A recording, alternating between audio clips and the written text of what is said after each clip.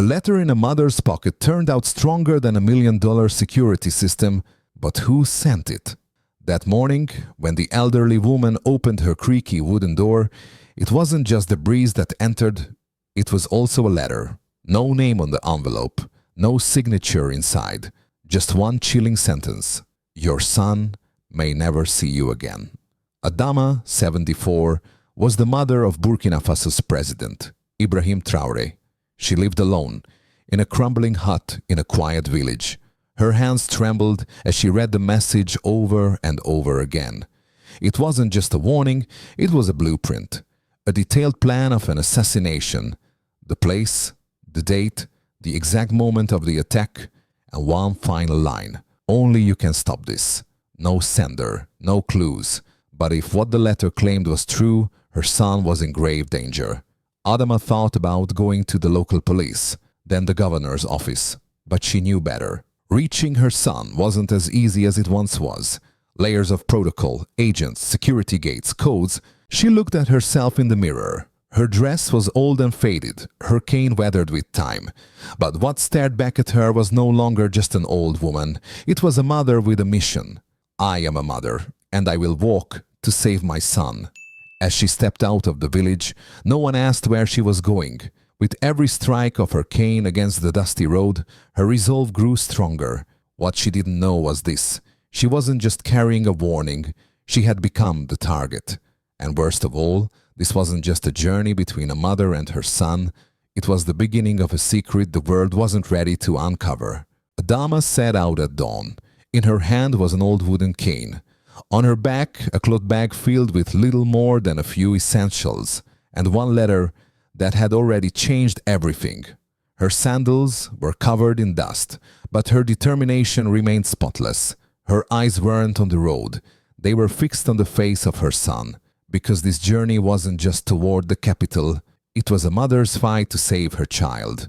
People stared as she passed. No one expected a woman of her age to walk alone, under the scorching sun, heading for the capital city, but Adama carried something far stronger than fear, a mother's instinct. Meanwhile, inside the presidential palace, everything appeared routine. President Traoré was preparing a major address on the country's growing energy crisis. It had been weeks since he last called his mother. Drowning in affairs of state, he had forgotten the very woman who brought him into this world. But the National Intelligence Agency intercepted an unusual report. An elderly woman was making her way to the capital, carrying a mysterious letter. At the same time, minor security breaches were discovered around the stage where Traoré was scheduled to speak. At first, the two events seemed unrelated, but something didn't feel right. Along her path, Adama's attention was caught by a woman sitting under a tree, a retired nurse. As she saw the way Adama clutched the letter to her chest, she approached quietly. "Some messages," she whispered, "are meant only for a mother's heart." Adama froze. How did this stranger know? Why did that sentence feel like a signal?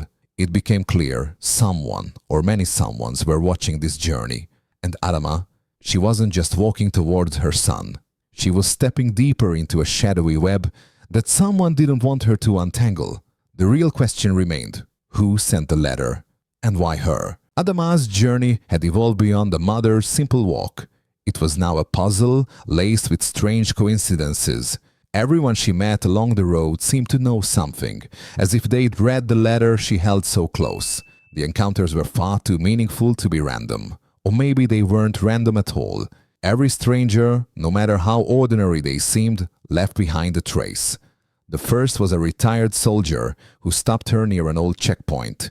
He looked her in the eye and said just one sentence. "Under the podium. It's always been a blind spot."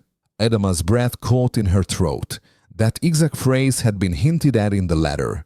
How did he know? She wanted to ask more, but he was already gone, swallowed by the trees lining the path. Next, a shepherd walked with her for a short while.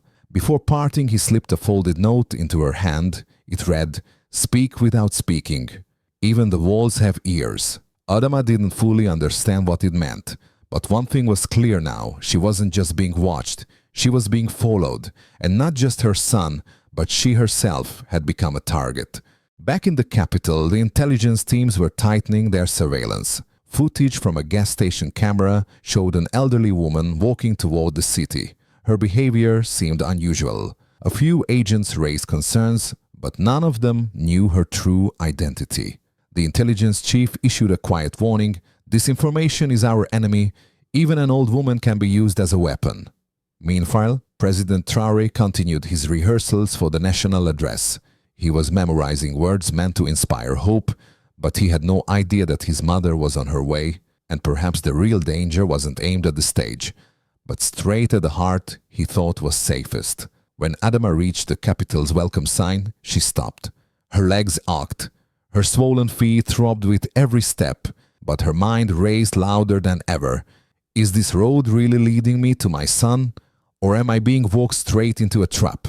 With no answer in sight, she tightened her grip on the ladder and kept walking. By the time Adama reached the edge of the capital, her legs trembled with exhaustion, but her will stood unshaken. She expected the city to greet her with lights, banners, and the silent presence of her son.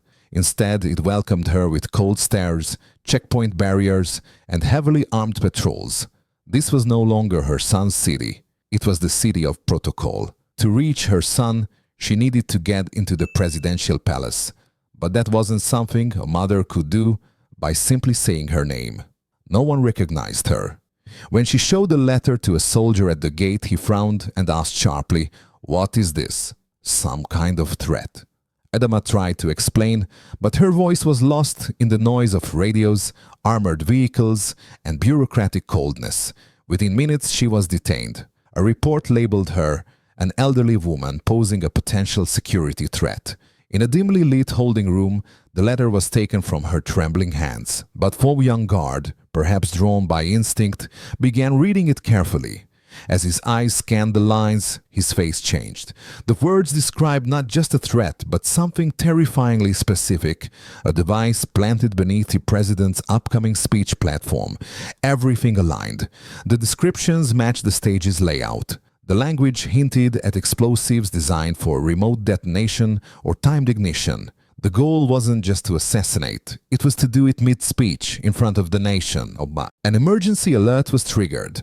A specialized security team swarmed the stage and found what no one else had: a carefully hidden explosive rig wired to detonate on cue. The clock was ticking. Had the device not been discovered, the country would have been plunged into chaos. But now came a new dilemma. Who sent this letter? How did it slip past every layer of the nation's defense? As Adama waited silently in that small interrogation room, still whispering, "I just want to see my son," no one believed her, until the stage evidence matched the letter word for word. And then, across every radio screen and mouth in the building, one question echoed: who is this woman? President Traoré was reviewing his final notes when his security team burst through the door, their voices urgent and trembling. "You need to cancel the speech, immediately." He turned in confusion, but what followed stopped him cold. "The woman who delivered the warning is your mother." For a moment, time stood still. "My mother," he whispered, disoriented. Adama hadn't left her village in years. She barely left her home, let alone crossed half the country during a national threat.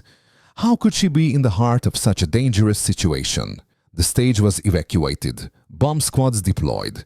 Every second became a thread between life and death. Meanwhile, in a dim holding room, Adama sat alone. Her fingers trembled, not from fear but uncertainty. Would her son ever come? Had she saved him? Or would she fade away like just another forgotten warning?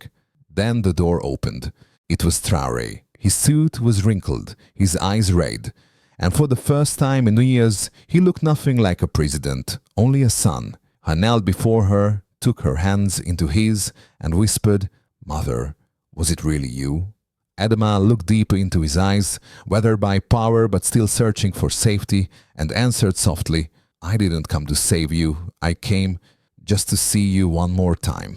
In that moment, all the noise of the government fell silent.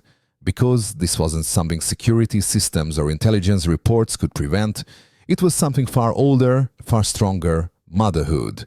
The bomb was found. The attack was stopped. But the most powerful detonation was the quiet sacrifice of a mother. That day, President Traoré did not deliver his prepared speech. Instead, he walked onto the stage holding his mother's hand. Together they faced the nation, not with words, but with truth. The media would call her Africa's quiet hero. But no one knew the only 3 words she'd carried with her from the start: "He is mine."